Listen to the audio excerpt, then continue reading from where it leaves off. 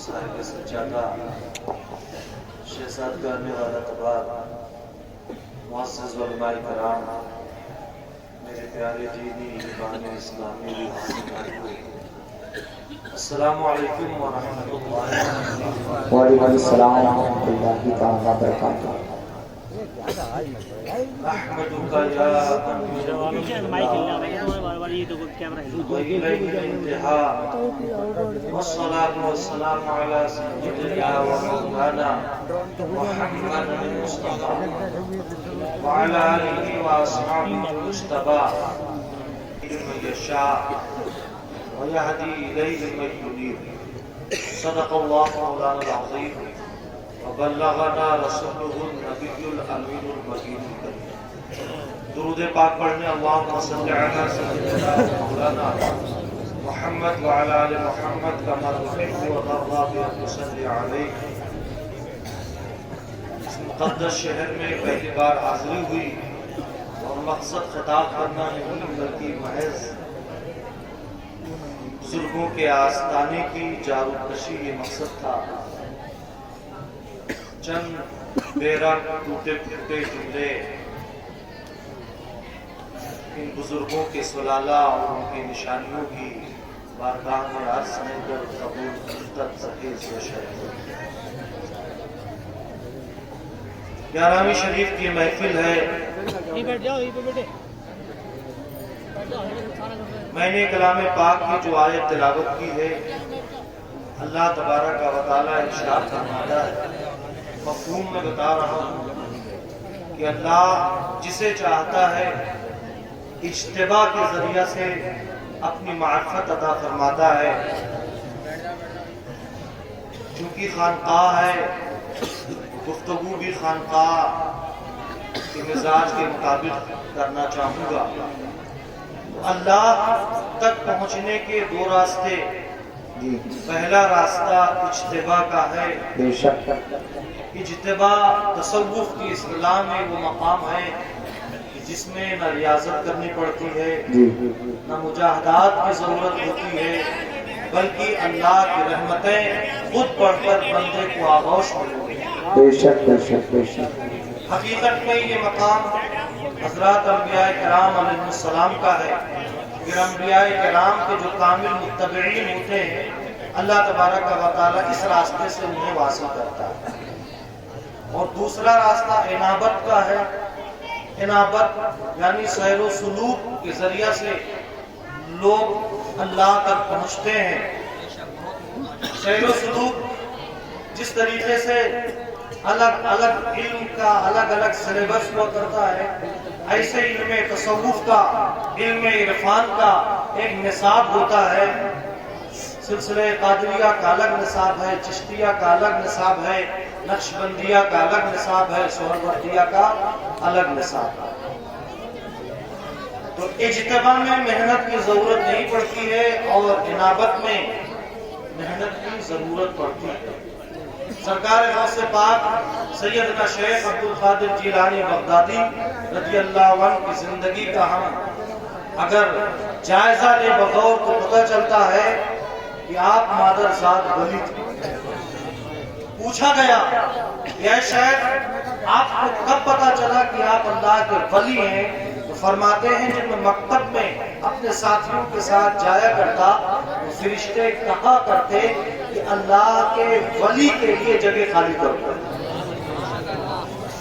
جو لوگ اس راستے سے اللہ تک پہنچتے ہیں وہ مرید نہیں مراد ہوتے ہیں, وہ محب نہیں محبوب ہوتے ہیں.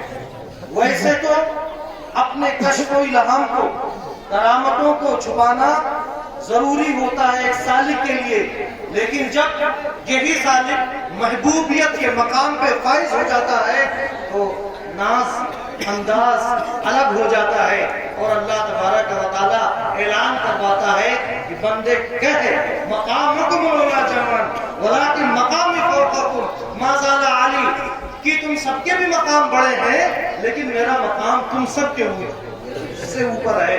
اور اعلان کروایا جاتا ہے شریکتم فضلات من بعد شکری ولا نلتم عرفی واتصالی, تم نے میرے پس خوردہ کو کھایا ہے, میرے پینے کے بعد शराब मोहब्बत के जो कदरें, जो तलछटें बची हैं, वो तलछटें तुमने पी हैं। जब बंदा मकाम महबूबियत पे फाइज होता है तो ऐलान करता है वला वल्क़े तो सिर्री फौक़ नारी लखनजत वल्तफ़त मिन सिर्रि हाली, कि अगर मैं अपने उस राज को, जो राज मेरे और मेरे रब के माबैन है, अगर मैं दोज़ख पे डाल दूं तो दोज़ख की आग बुझ जाए। नार आग को भी कहते हैं और नार दोज़ख को भी कहते हैं। सैयदना शेख अब्दुल कादिर जिलानी बगदादी ऐलान करते हैं, नारे तकबीर, नारे रिसालत, नारे हैदरी। हजरत अल्लामा मौलाना हुजूर मुफ्ती मोहम्मद अलाउद्दीन साहिब अजमली, मुफ्ती आजम संभल, खलीफा हुजूर ताज शरिया, काजी शराउ मुफ्ती आजम संभल, हुजूर मुफ्ती मोहम्मद अलाउद्दीन साहिब अजमली, फैजान गौसुल वरा, फैजान मौज़मी, फैजान नौशाही, खानकाह नौशाही। नारे तकबीर, नारे रिसालत। अगर मैं उस राज को, जो मेरे और मेरे रब के दरमियान है, मैं दोज़ख पे डाल दूं तो दोज़ख की आग भी बुझ जाए।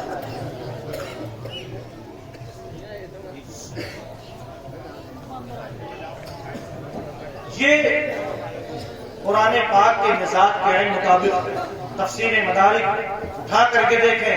इमाम नसफी रहमतुल्लाह अलैह लिखते हैं वही मिनकुम इल्ला वारिदुहा, इस आयत के तहत कि जब उम्मत मुस्तफा दोज़ख के ऊपर से गुजरेगी तो दोज़ख भी कहेगा ऐ हुजूर की उम्मत जल्दी से गुजर जा, कहीं ऐसा ना हो तेरी वजह से मेरी आग बुझ जाए। तो सरकार गौसे पाक मकाम महबूबियत पे फाइज थे तो अल्लाह ऐलान करवा रहा है।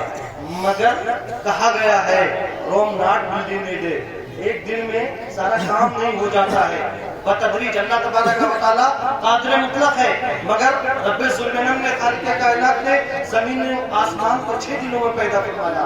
यानी चीजें बतदरीज होती हैं। सरकार गौसे पाक रज़ी अल्लाह तआला अन्हु फारिज हैं मकाम महबूबियत पर, मगर इसके बावजूद कितनी मेहनतें आपने की है। अरबी का शायर कहता है बेक़द्रिल कद्दी तुक्तसबुल माली मन तलबल उला सहरिल लयाली, कि जितनी मेहनत मशक्कत आप करेंगे उतनी ही बुलंदियां आपका नसीब बनेंगी। जो बुलंदी को तलब करता है वो रातों रात जग कर मेहनतें करता है। ऐसा नहीं कि कोई नमाजें गवाए, रोजे गवाए, शायर इस्लाम की बेहुरमती करे, इसके बावजूद वो बड़े आला मकाम पे फाइज हो, ऐसा हरगिज नहीं होगा। जिसे भी कोई रुतबा पाना है, मंजिल पाना है, उस मंजिल को पाने के लिए मेहनतें करता है। सरकार गौसे पाक की जिंदगी आप मुलाहजा करें, 18 साल की उम्र पाक होती है और अम्मी से की बारगाह में इस्तिगासा पेश कर रहे होते हैं। अम्मी जान, आपका ये लाडला अब्दुल कादिर बगदाद 627 किलोमीटर का सफर तय करके घोड़े, खच्चर और ऊंट की सवारी करके बगदाद जाना चाहता है।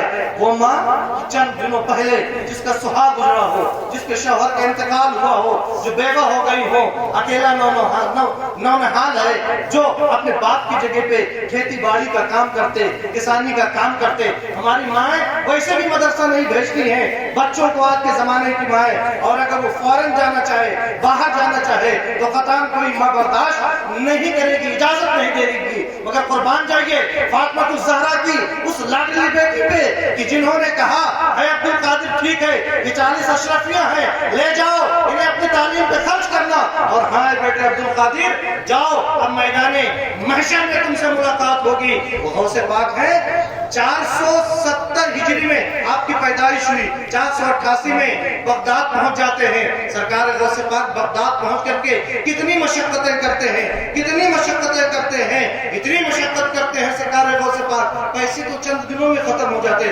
आज जो लोग रशिया जाते, यूक्रेन जाते, वो जानते हैं कि भाड़े ही में तकरीबन लाखों रुपए उनके खर्च हो जाते हैं। बगदाद जो निस्फ़े जहान कहा जाता था, दुनिया कि सारी तहजीब बगदाद के अंदर जमा थी। सरकार गौसे पाक जब इस बगदाद में कदम रखते हैं तो 40 अशरफियां कब तक वफा करती। गौसे पाक हमारी तरह, हमारे बच्चों की तरह, जिस तरीके से हमारे बच्चे काम काज नहीं करते और बिल्कुल नाजुक मिजाज बने रहते हैं, गौसे पाक की जिंदगी में मेहनत ही मेहनत है। गौसे पाक की जिंदगी में वक्त का ज़या नहीं है। घर पर है तो हल चलाते हैं, पूरा दिन काम करते हैं। और जब बगदाद पढ़ने चले गए, अशरफियां खत्म हो गई है, दिन में दरसगाहों में पढ़ते हैं, तालीम हासिल करते हैं और शाम को आकर के बेलदारी करते हैं, मुलाजमत कर रहे हैं, अपने तालीम के लिए पैसे इकट्ठा करते हैं। भूख से निढाल है, खाने की कोई चीज भी नहीं मिल रही है, बगदाद के बाजारों की तरफ चले गए हैं, कोई खाने की चीज मिल जाए। देखा कि 70 औलिया कराम पहले से किसी चीज की तलाश कर रहे हैं, वहां से वापस आ गए। एक मस्जिद में पहुंचते हैं, थोड़ी देर के बाद एक नौजवान मस्जिद में आता है और रोटी, नान और गोश्त, सालन खोलता है। उसकी खुशबू से गौसे पाक आंखें खोल देते हैं। वो शख्स कहता है आओ तुम भी खाना खाओ। गौसे पाक की खुददारी गवारा नहीं करती है, आप मना कर देते हैं। मगर आलम यह है कि लुकमा वो उठाता है, मुंह गौसे पाक का खुल जाता है। बड़े पीर दस्तगीर रज़ी अल्लाह तआला अन्हु की जब ये हालत वो शख्स देता है तो कसम दे करके हनफिया बुलाता है कि आप मेरे खाने पे आए। गौसे पाक जब उसके खाने पे जाते तो कहने लगता है कि क्या अब्दुल कादिर नामी किसी शख्स को जानते हो? बड़े पीर कहते हैं बताओ काम क्या है? वो शख्स कहता कि जब मैं ईरान से, नेफ से, गीलान से चला था तो अब्दुल कादिर की माँ ने कुछ नकदी मेरे साथ कर दिए थे कि मेरे बेटे अब्दुल कादिर से मिल करके दे देना।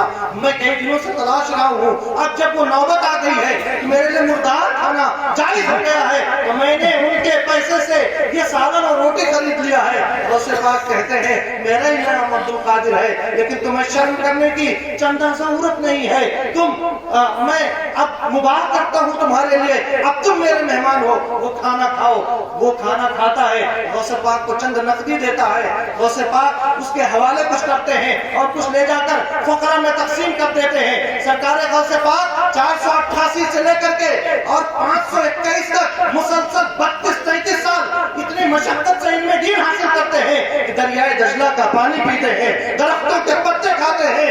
इल्म हासिल करते करते जब इस मकाम पर पहुंच गए, इल्म तफसीर में आपका कोई नजीर नहीं है, इल्म हदीस में आपका कोई नजीर नहीं है। सरकार गौसे पाक 421 हिजरी से 521 हिजरी से दर्स व तदरीस देना शुरू करते हैं तो बड़े मशहूर मुहद्दिस जो बड़े बड़े मुहद्दिसीन पे भी चला करते हैं, अल्लामा इब्नुल जौज़ी अपने साथी के साथ गौसे पाक की मजलिस में आते हैं। सरकार गौसे पाक रज़ी अल्लाह तआला अन्हु की महफिल में कारी कुरान की तिलावत करता है। बड़े पीर दस्तगीर कहते हैं रुक जाओ, उस आयत की तफसीर बयान करना शुरू कर देते हैं। एक तफसीर बयान करते हैं सनद के साथ। इब्न जौज़ी के साथी कहते हैं क्या ये तफसीर तुम्हें पता है? वो कहते हैं हाँ पता है। अब अब्दुल कादिर दूसरी तफसीर बयान करते, इब्न जौज़ी कहते हैं ये भी पता है। 11 तफसीरें गौसे पाक सनद के साथ एक ही आयत की बताते चले जाते हैं। इब्न जौज़ी इस बात पे सर हिलाते हैं कि हाँ ये तफसीर मुझे पता है। जब 13वीं तफसीर बड़े पीर दस्तगीर ने बयान करना शुरू की तो इब्न जौज़ी कहते हैं ये सर के ऊपर से बात जा रही है,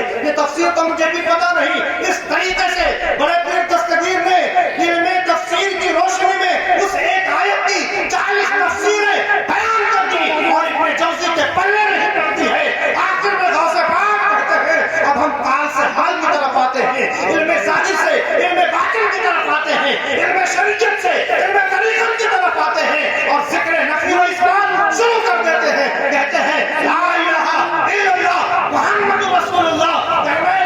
सुन्नत था कि मजमा पे वक्त का आलम जारी हो जाता है। इब्न जौज़ी जैसे मुहद्दिस अपने गरीबान को फाड़ लेता है तो गौसे पाक ने इल्म दीन हासिल किया, मशक्कत की और मशक्कत इतनी की कि खुद फरमाते हैं दरअसल इल्मा हत्ता सिद्दु कुतबन वनिल तुसाद मिन मौला मवाली कि मैंने इल्म दीन हासिल किया यहाँ तक कि अल्लाह तबारक व तआला ने मुझे मकाम कुतुबियत में फाइज फरमा दिया। कुतुब किसे कहते हैं और गौस किसे कहते हैं इसकी भी डिफिनेशन जानते चले। कुतुब ही प्रमोट करके गौस बनता है जब कुतुब के अंदर ये सलाहियत पैदा हो जाती है कि उसका मुरीद, उसका चाहने वाला ज़माने भर में कहीं से पुकारे और उसकी फरियाद में लबैक कहे, उसकी मुश्किल कुशाई करे, उसकी मदद करे तो उसे गौस कहते हैं। और जो हर एक की फरियाद सुने उसे गौसे आज़म कहते हैं। अब सबसे पहले कुतुब के बारे में जान लें। अब तारीखात में इमाम सज्जद शरीफ जुरजानी जिन्हें बरेली के लोग भी मानते हैं, अहले देवबंद भी मानते हैं, लिखते हैं कुतुबुज़्ज़ात का नाम है उस बंदे मोमिन का नाम है जिसके अंदर जिब्रील की भी ताकत होती है। जिब्रील के अगर पर खोल दे तो जमीन और आसमान उनके परों की पहनाई में छप जाए। एक कुतुब के अंदर जिब्रील की भी ताकत होती है और एक कुतुब के अंदर इसराफील की भी ताकत होती है, एक कुतुब के अंदर मीकाईल की भी ताकत होती है और एक कुतुब के अंदर मलकुल मौत हजरत इस्राईल की भी ताकत होती है। यही नहीं बल्कि कुव्वत मुहम्मदी से भी उसे हिस्सा मिलता है और ज़माने में दुनिया में